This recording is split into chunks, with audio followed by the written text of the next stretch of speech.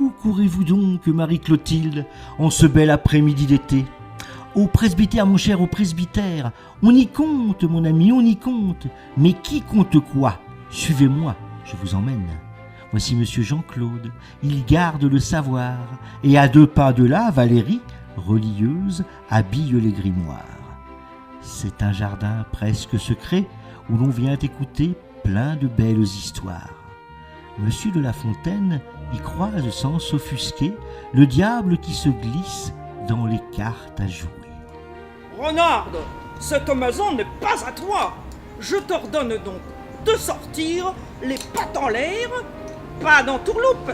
Je te préviens, tu es cerné. Décidez lequel, dans un dernier sursaut, jetterai au tapis la carte ensorcelée à figure immortelle. Seulement quelques vers dédiés aux cartes, peut-être pour mieux comprendre l'univers des joueurs et du jeu. Mais dans un conte tout est possible, reines et rois de peur peuvent soudain avoir pour tribouler un tout petit bossu.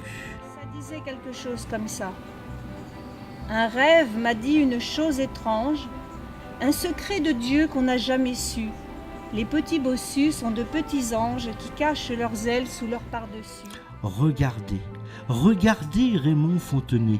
Cet homme est heureux, cela se voit, surtout quand sa femme lit un extrait de son dernier roman, 2027. Le bonheur est sincère quand il est partagé.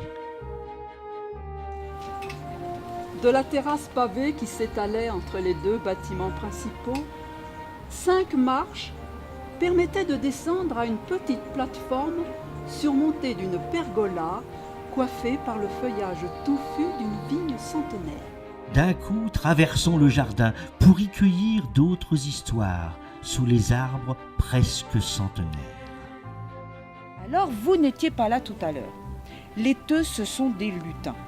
Ce n'est pas ce soir que tu finiras en civet.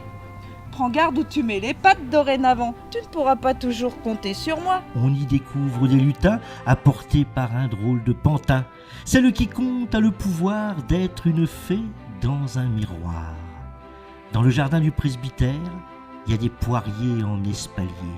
Et ces poiriers, comme il convient à la nature de la terre, sont des poiriers de bons chrétiens dans le jardin du presbytère.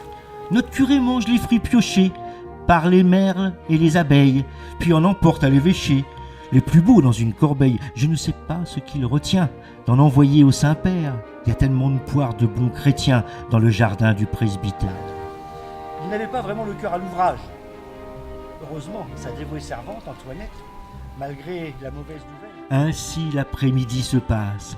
Il y a même des contes de bons curés, des cloches qui quittent le clocher du beau village d'Ardennais. Alors si le cœur vous en dit, ou si vous ne savez pas quoi faire un de ces dimanches après-midi, venez nous voir au presbytère.